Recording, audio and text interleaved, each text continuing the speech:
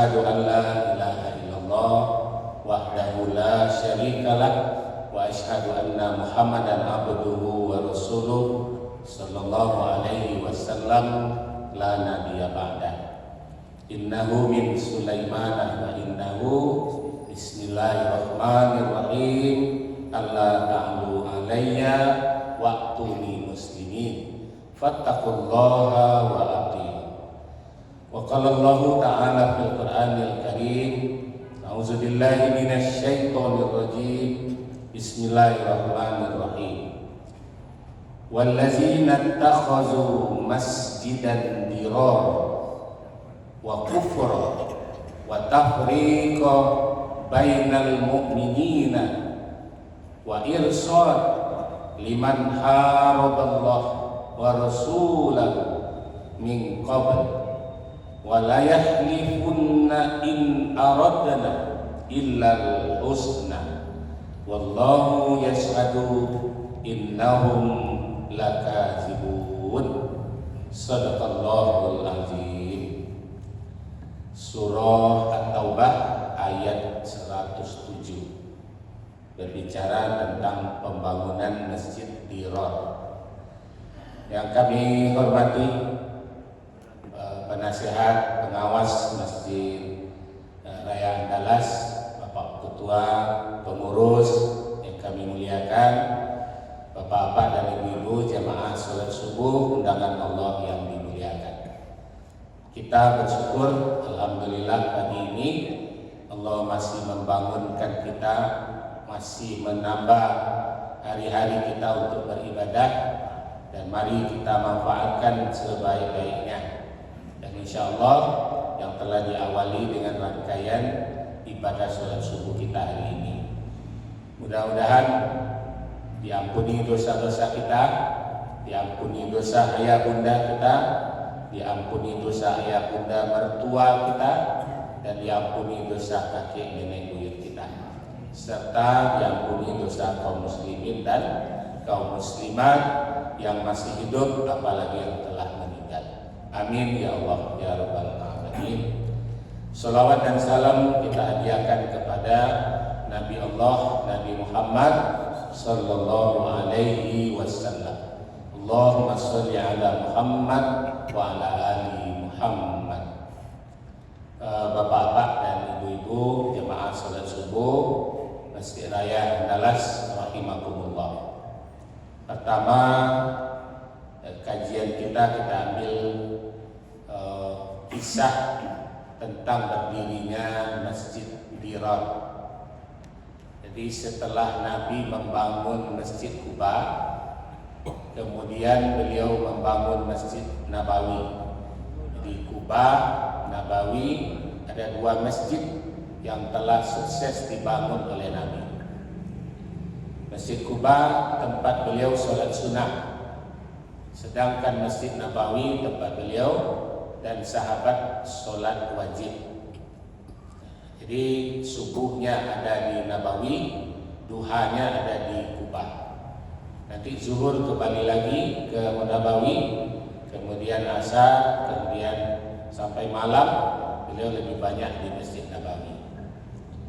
Nah, tahu-tahu Bapak Ibu, tidak jauh dari Masjid Kuba itu, dibangunlah Masjid Dirar. Masjid Dirar itu cikal bakal yang mensponsori pembangunannya adalah Abdullah bin Ubay. Ya, dengan niat sesuai dengan surat Taubah ayat 107 untuk memecah belah umat. Ya, untuk memecah belah umat. Yang dipelajari di Masjid Dirar itu adalah ayat-ayat yang memojokkan baginda Nabi Muhammad sallallahu alaihi wasallam. Salah satu yang dibahas itu adalah pemindahan kiblat dari Masjidil Aqsa ke Masjidil Haram. Ini pembahasannya di sini. Nah, ini pembahasannya sangat diapik begitu rupa supaya Rasulullah terpojok. Apa kata Abdullah bin Ubay dengan kawan-kawannya? Nah, ini contohnya Muhammad yang tak patut kita tiru. Mentang-mentang Mekah adalah negerinya, kampung halamannya, seenaknya saja dia memindahkan kiblat. Nah, ini kalimat yang menohok pada waktu itu untuk memecah belah umat di Madinah. Nah, pembahasannya surat Al-Baqarah 140 sampai 152. Itu persoalan pindah kiblat dari Masjidil Aqsa ke Masjidil Haram. Kemudian ayat-ayat yang berkenaan pembagian harta rampasan, karena di situ Rasulullah juga menyebutkan bagiannya sebagai panglima besar. Nah, maka ini juga menjadi sorotan besar oleh antek-anteknya Abdullah bin Ubay tadi. Bagaimana Rasulullah ini terpojok, nah, maka ayat-ayat yang seperti itulah yang akan dibahas. Nah, ini di zaman Nabi sendiri sudah ada terjadi perpecahan, dan bagaimana mereka berani mendirikan Masjid Dirar. Nah, maka di dalam surah Taubah ini Allah perintahkan untuk membakar masjid itu. Ya, Allah yang menyuruh membakar Masjid Dirar. Begitu etikanya Nabi tidak mau langsung dengan tangannya membakar masjid. Maka dikatakan, kata Nabi, para sahabat yang menjadi penduduk asli Kubalah yang berhak untuk membakarnya. Karena penduduk Kubah telah membangun masjid di atas takwa. Nah, itulah Masjid Kubah. Nah, maka Bapak Ibu, ini ilustrasi bagaimana di zaman Nabi sendiri telah ada kelompok-kelompok yang ingin melemahkan Islam, ya, yang melemahkan Islam. Apalagi sekarang kita jauh dari beliau, ya, apalagi kita jauh dari alim, orang-orang yang berilmu, ya. Kemudian terjadilah perpecahan-perpecahan dengan niat-niat orang yang membawa misi-misi, apakah misi uang, apakah misi politik, apakah misionaris. Nah, itu misi sadonya. Nah, Bapak dan Ibu, ada di antara sahabat-sahabat kita mengatakan kegiatan-kegiatan taklim, kegiatan-kegiatan peringatan, kegiatan-kegiatan melaksanakan berbagai acara di masjid dengan bumbu-bumbu, dengan seni-seninya. Nah, kemudian dikatakan itu tidak diperbuat oleh Nabi. Dengan arti kata disebut bid'ah. Ya. Ada kalimat yang paling enak kita dengar dari dua sahabat Nabi. Pertama Umar bin Khattab, yang kedua Utsman bin Affan. Ketika Umar bin Khattab mengumpulkan para penghafal Al-Quran, kemudian menyetor hafalannya pada seseorang yang ditunjuk oleh Umar, kemudian dicatat oleh Utsman bin Affan, maka disitulah penggagasan untuk membuat mushaf Al-Quran. Jadi karena penghafal Al-Quran itu sudah pada meninggal, ada yang gugur dalam perang, ada yang meninggal karena sakit, sehingga Umar bin Khattab setelah Nabi tidak ada, artinya khalifah kedua setelah Abu Bakar Siddiq. Nah, beliau melihat ini kalau dibiarkan, ini penghafal Al-Quran semakin hari makin berkurang, nah, maka inisiatif pertama yang dilakukan oleh Umar bin Khattab adalah mengumpulkan para penghafal Al-Quran, mengumpulkan para penghafal hadis, kemudian inisiatif untuk mencatat dan kemudian membukukannya, yang kemudian kita kenal dengan mushaf. Nah, setelah itu terwujud, apa kata Umar bin Khattab ketika itu? Ni'matul bid'ah. Inilah bid'ah yang nikmat. Ya. Kalau dipertahankan juga cara belajar Al-Quran di zaman Nabi, ya, dari hati ke hati, dari mulut ke mulut, kemudian dihafal, maka Umar bin Khattab sudah yakin tidak akan banyak orang mampu berbuat seperti itu. Jadi inilah bid'ah yang pertama. Kalau ada ustadz, ada ulama, dan saya sendiri membaca Al-Quran melalui Al-Quran ini, inilah bid'ah terbesar. Dari zaman Nabi tidak ada Al-Quran. Ya. Belajar dari hati ke hati, dari mulut ke mulut. Begitu Rasulullah duduk beradu lutut para sahabat itu dengan lutut Rasulullah untuk mendengarkan ayat kemudian menghafalnya. Nah, kalau kita ingin mempertahankan cara Nabi berdakwah memperkenalkan Al-Quran seperti itu, nah, kira-kira berapa orang yang bisa akan menghafal Al-Quran di zaman sekarang? Ya, inilah kata Umar bin Khattab, nikmatul bid'ah. Inilah nikmat bid'ah yang bisa kuwujudkan dalam pemerintahanku. Jadi kalau berbicara bid'ah, bid'ah pertama itu membaca Al-Quran melalui mushaf. Ya, melalui mushaf. Karena Nabi tidak membaca melalui tulisan. Beliau langsung menerima, kemudian diberikannya kepada para sahabat, kemudian para sahabat menghafalnya, para sahabat mengajarkan kepada para sahabat lain, tidak ada tertulis. Nah, maka Bapak Ibu, kalau kita berbicara apa yang tidak dilakukan Nabi kemudian dikatakan bid'ah, kemudian bid'ah itu dolalah, ujungnya neraka, berarti kitalah masuk neraka tersebut. Nah, pada jajo mushaf yang digagas oleh Umar bin Khattab setelah Rasulullah meninggal. Yang kedua, pemerintahan Utsman bin Affan menggagas sholat menggagas azan 2 kali. Di zaman Nabi tidak ada azan 2 kali. Kenapa digagas oleh Utsman bin Affan azannya 2 kali? Karena para sahabat sudah lalai di hari Jumat. Utsman melihat ini kok pada tidak ada yang datang ke masjid, kok sunyi-sunyi saja. Ditanya, hari apa ini? Hari Jumat.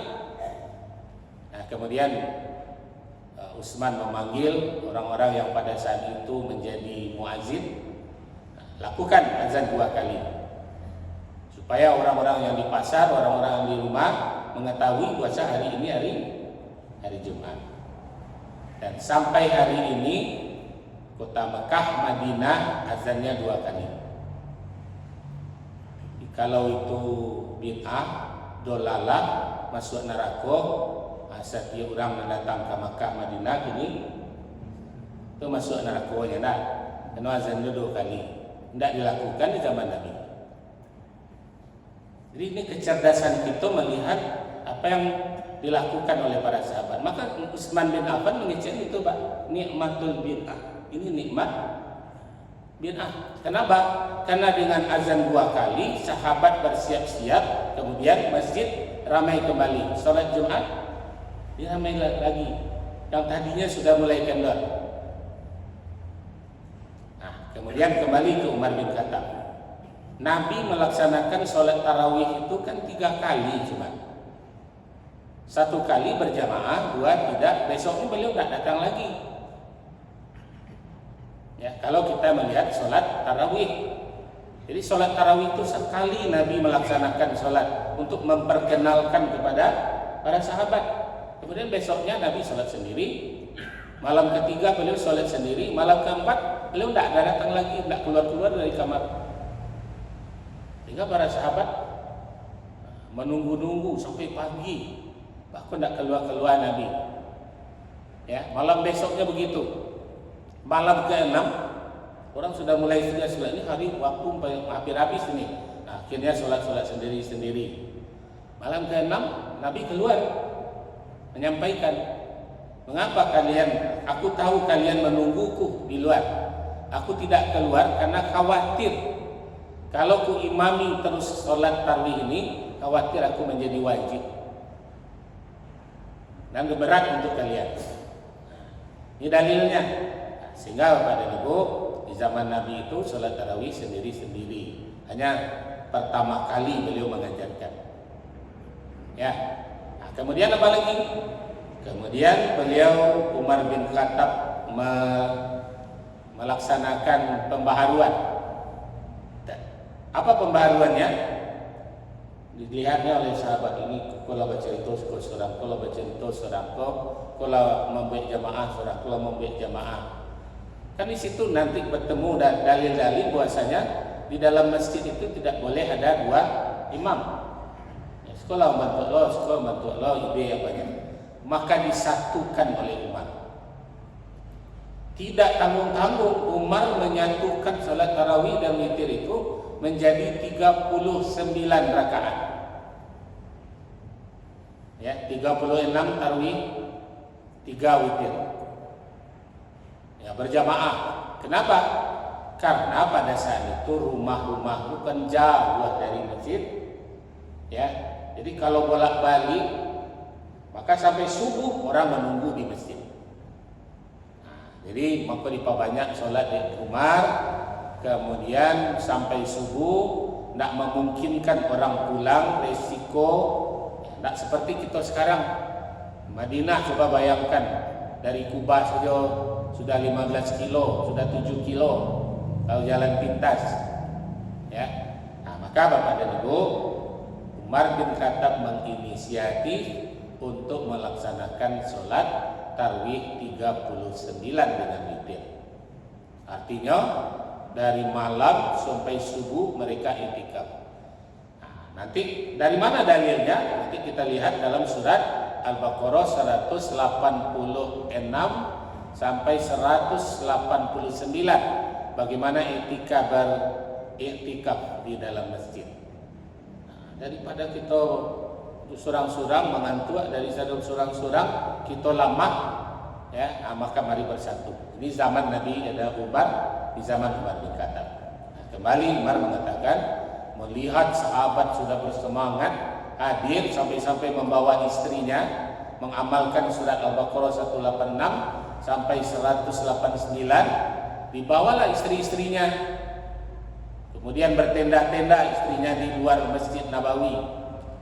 Istrinya memasak di dalam tenda, suaminya melaksanakan ibadah tarawih dan witir dalam masjid. Begitu imsak datang, maka sudah tunggal keluar masjid, kemudian imsak di pagar-pagar Masjid Nabawi ketika itu. Nah, ini yang tidak dilakukan di zaman Nabi, ya, sholatnya sendiri-sendiri atau sholat pertama dianjurkan oleh Nabi cara mengajarkan tarawih dan witir. Nah, kemudian di zaman Umar bin Khattab dikembangkan, diinovasi, ya. Nah, jadi Bapak-bapak, Ibu-ibu, zaman sahabat ini sudah ada ibadah yang dilakukan oleh para khalifah yang tidak dilakukan oleh Nabi. Nah, inilah yang disebut tadi nikmatul bid'ah, atau kemudian lahir dari istilah Umar bin Khattab itu bid'atul hasanah, bid'ah hasanah, yang menurut ijtihadnya Umar ini tidak berdosa. Menurut ijtihadnya Utsman, azan 2 kali itu tidak berdosa. Nah, jadi Bapak-bapak, Ibu-ibu, hari ini apa yang dibid'ahkan? Peringatan 1 Muharram, peringatan Maulid Nabi, peringatan Isra Mi'raj. Kalau kita cerdas melihat bulan 12 yang diperkenalkan oleh Allah itu, kan Allah sendiri sudah menyebutkan dalam surat Taubah itu bahwa bulan-bulan dalam Islam itu 12. Bulan-bulan 12 itu telah terjadi peristiwa di zaman Nabi, dan seakan-akan 12 bulan itu adalah silabus untuk menyampaikan materi Islam. Ya, silabus untuk menyampaikan materi Islam. Apa contohnya? Datang Muharram, kajian tidak beranjak dari masalah hijrah. Kemana saja Nabi hijrah? Pertama ke Taif, sesudah ke Taif ke Habsah, ke Ethiopia sekarang. Kemudian dari Habsah, tidak mungkin Islam bisa berkembang dari Ethiopia. Kata Nabi, balik lagi sebahagian yang tinggal di Hafsah. Nah, kemudian barulah hijrah ke Madinah. Di mana kisah hijrah ini akan didapati oleh umat hari ini kalau tidak dengan hari peringatan Muharram. Nama saja di peringatan Muharram. Sebetulnya judul kajiannya itu tentang hijrah. Bagaimana beliau dikepung dalam rumah, bagaimana beliau meninggalkan rumah dan meninggalkan Ali bin Abi Thalib, berjalan ke Gua Sur 7 kilo. Ya, dari Gua Sur berjalan ke Madinah secara zigzag. Di mana dapat cerita itu kalau tidak kita membahas hijrah? Jadi silabus Islam yang pertama, kalau sudah masuk Muharram, silabus kajian kita adalah hijrah dan segala yang berkaitan dengan hijrah. Apa saja yang terjadi sampai ke masalah cicak, sampai ke masalah merpati, sampai ke masalah Al-Ankabut, itu dikaji di masa-masa hijrah. Habis hijrah kita bicara safar. Ya, kemana saja Nabi bersafar? Kan itu pembahasan kita. Sehingga hadirlah hadis-hadis Nabi tentang safar itu. Jangan kalian kunjungi tempat lain sebelum mengunjungi 3 masjid. Itu di bulan safar kajiannya. Nah, di mana saja yang boleh dikunjungi? Nah, kajian bulan safar itu 1 bulan pula. Jadi kalau 1 bulan silabusnya Pak Prof telah lama tenang. Ya. Kemudian habis safar apa? Rabiul Awal, Rabiul Akhir, Jumadil Awal, Jumadil Akhir. 4 bulan ini pembahasan tentang kelahiran Rasulullah. Nah, kalau orang Piaman menyebutnya mulai ketek, mulai gadang. Semakin kau juang Jumadil Akhir itu, itu pembahasannya tentang Nabi saja. Akhlak Nabi, cara makan Nabi, itu dipelajari. Nah, sekarang mengapa disebut dengan judul-judul peringatan kelahiran Nabi, bukan ulang tahun Nabi? Kalau Nabi sendiri memuliakan hari kelahirannya dengan apa? Kenapa engkau berpuasa hari Senin ini ya Rasulullah? Aku memuliakan hari kelahiranmu. Ya, kemudian menjadi sunnah. Bapak dan Ibu, ini salah-salah cara kita berpikir. Habis 4 bulan itu masuk Rajab. Bulan Rajab, kalau ada ustaz yang membahas haji ketika bulan Rajab, kira-kira pendapatan jemaah. Enggak tahu jauh bulan ya. Ya. Jadi pembahasan di bulan Rajab orang akan terfokus surat An-Najm, surat Al-Isra, bagaimana cara sholat, bagaimana Jibril mengajarkan Nabi sholat di depan Ka'bah 1 hari penuh. Ya, tutorial bagaimana cara sholat itu dibahas, lebih dominan dibahas pada bulan Rajab. Nah, kemudian datang Sa'ban evaluasi. Ya, evaluasi labaran ibadah kira-kira kitab Iliyun, ya, kitab Iliyun, kitab Sijin dalam surah Al-Mutaffifin itu labara kira-kira debit kreditnya kuat. Itu di bulan Sa'ban kita menghisap diri. Nah, cuman diberi judul kajiannya. Kok kajian apa? Kajian nisfu Sa'ban. Ya, oh itu tidak dilakukan di Nabi itu. Sekarang kita memberi judul saja tidak boleh, ya. Nah, jadi Bapak dan Ibu, kalau kita ingin kembali zikir, banyak ayat-ayat yang mendukung kita zikir. Walaupun dalam surat Al-A'raf dikatakan sebaik-baik zikir melembutkan suara. Lah dilembutkan suara. Saf pertama itu khusyuk beribadah. Saf yang kedua, ketiga, keempat, kelima sampai ke belakang, cuma tanya-tanya. Nanti baca di buku itu. Ya, nanti baca di buku itu. Maka lahirlah ijtihad ulama tarbiyah, ijtihad ulama NU supaya zikirku sampai ke belakang, tahu jamaah di belakang, diucapkanlah secara zahir. Walaupun dalam surat Al-A'raf disebutkan sir. Semakin lembut suara kita, akan semakin syahdu kita. Itu makrifatnya kepada orang yang ibadah dan Islamnya sudah matang dan mapan. Yang belum dapat tarbiyah kan perlu ditarbiyah. Bapak-bapak dan sebagian bapak-bapak ini dapatnya zikir sesudah sholat itu karena ikut sholat berjamaah. Maka setelah waktu itu selesai, karena dulu masuk ketek-ketek diajarkan Astaghfirullahaladzim alladzi la ilaha illa huwal hayyul qayyum wa atubu ilaih 3 kali. Kemudian disebutkan la ilaha illallah wahdahu la syarikalah lahul mulku wa lahul hamdu yuhyi wa yumiit. Semakin bersama, iramanya semakin kompak, keluarlah syahdu dan syiar agama. Nah, kalaulah boleh kembali kita punya kalimat seperti Umar bin Khattab, nikmatul bid'ah. Di siro salat di situ dah. Awak nak tahu zikir kuat, tak bau sen, tak bau pandai siapa. Zaman Nabi adakah salat doa bersama? Tidak ada.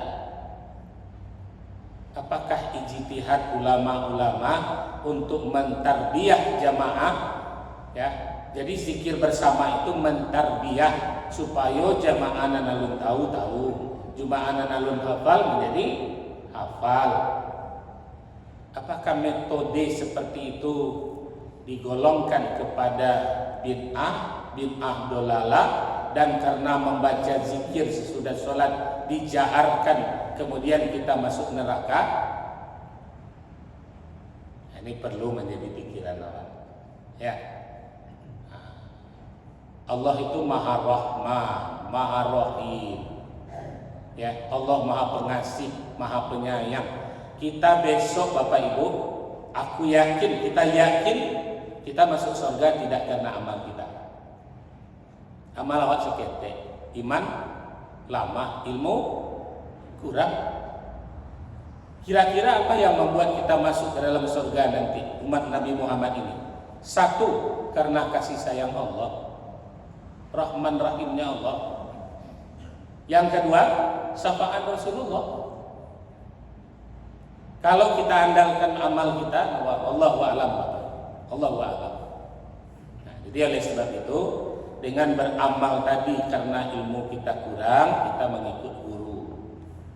Ya, guru tadi karena banyak bertanya, kau bertanya, akhirnya guru membuat satu majelis. Majelisnya, besok sesudah sholat kita zikir bersama supaya seluruhnya tahu ana dibaca. Kalau diladani satu-satu pertanyaannya, Pak, abi ada guru, ya.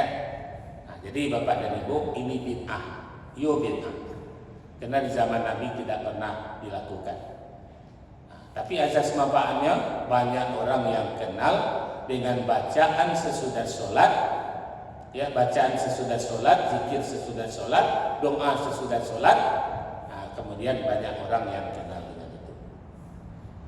Bapak dan Ibu, jadi banyak lagi kalau kita bahas, dan kalau kita bahas secara politik, memang ada yang dibentuk, ya, di Indonesia yang membentuk pertama kali memberi gelar haji, pulang haji, itu Sunop Okrijn dari Belanda.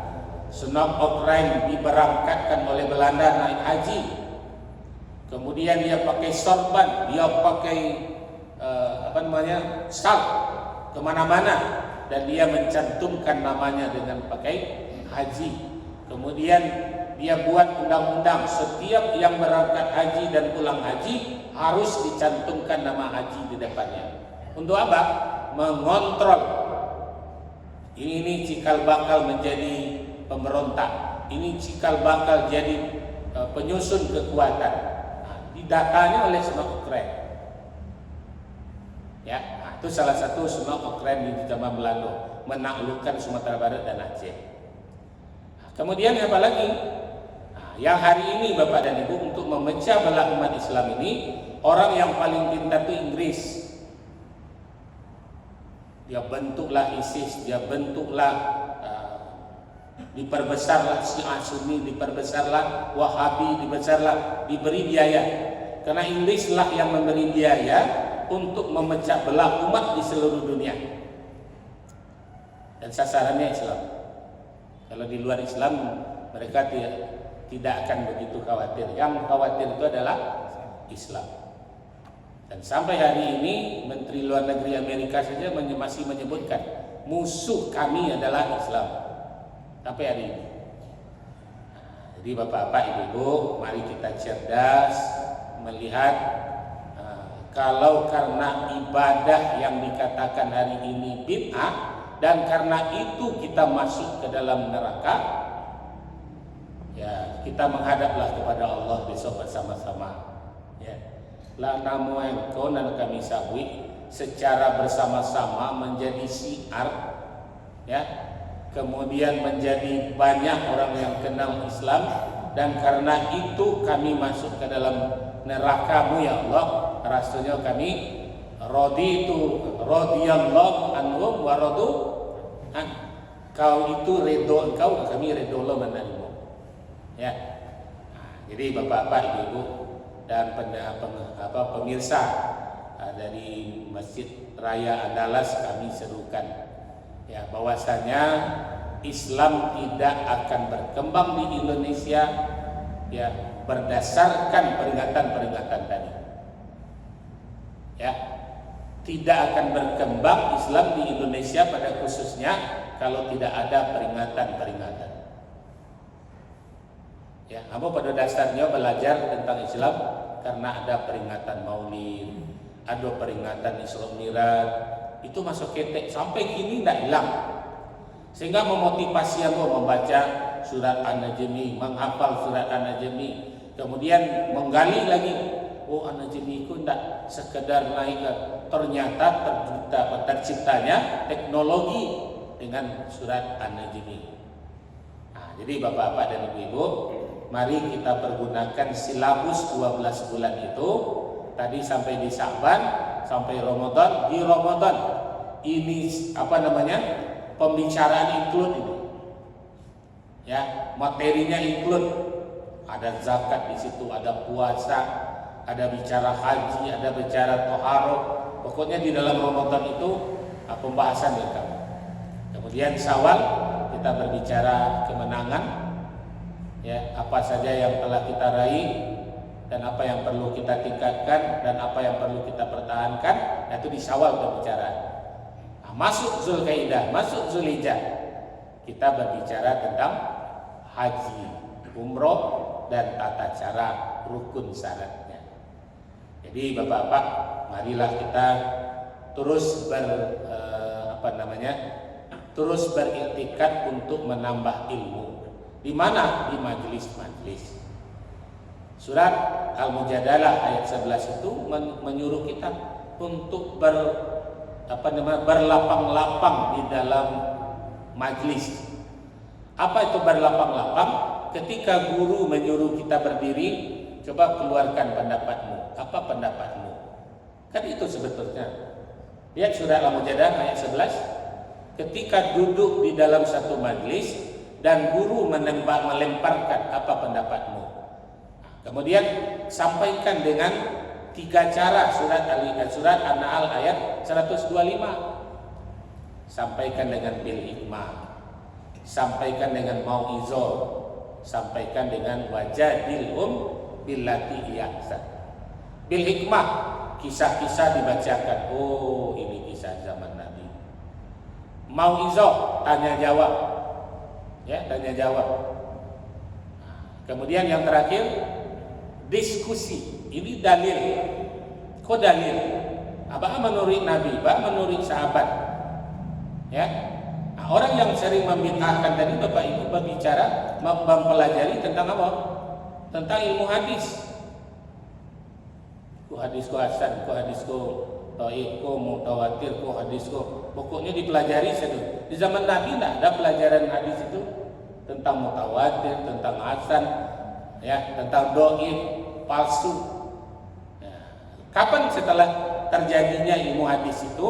Ya setelah sahabat, setelah Nabi meninggal baru orang mempelajari Bagaimana menentukan hadis ini palsu? Umpamanya ayahnya perawi, kemudian anaknya enggak, kemudian cucunya muncul balik, nah, maka itu termasuk doif setidaknya lama itu. Ayahnya enggak, tak tulis di situ, tak tahu anaknya lamarawikan hadis saja di bawah, anaknya cucunya lamarawikan hadis saja. Nah, ini kategorinya nanti bisa hadisnya palsu karena ayahnya yang hidup di zaman itu tidak merawikan. Itu ilmu hadis. Jadi apa-apa dan ibu, mari kita cerdas. Kemudian mari kita ambil kesimpulan melalui Imam Al-Ghazali. Apa kata Imam Al-Ghazali? Lakukanlah sesuatu, kalau itu menenteramkan batinmu, lanjutkanlah perbuatan itu. Ya, itu kesimpulan kajian menurut Al-Ghazali. Lakukanlah, sebutlah, ucapkanlah segala sesuatu, kemudian yang kau ucapkan, yang kau perbuat, yang kau lakukan menenteramkan batinmu, maka lakukanlah perbuatan itu. Karena sungguh hatimu takkan pernah berdusta. Nah, itulah kajian kita pada pagi ini, Pak. Kesimpulannya balik ke hati masing-masing. Ya, ala bizikrillahi tatma'innul qulub. Hati yang tentram itu kalau dihiasi dengan zikir kepada Allah.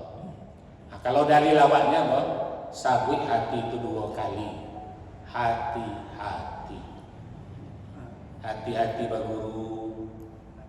Nyo dokter puskesmas dalam mengeluarkan fatwa lo penyakit dalam. Ya. Nah, bisa mengeluarkan fatwa itu tentu dokter spesialis. Ya. Dan sampai dokter puskesmas ini anu spesialis alam mengeluarkan lo fatwa. Ya, nah, jadi itu kesimpulan kita pagi ini apa itu. Mudah-mudahan bertambah ilmu awak, semakin lapang dan doa awak, semakin cerdas dan luas pengalaman awak. Amin. Rabbal alamin. Allahumma shalli ala sayyidina Muhammad wa ala ali sayyidina Muhammad. Sallu alaihi wa sallimu taslima. Fastabiqul khairat. Wassalamualaikum warahmatullahi wabarakatuh.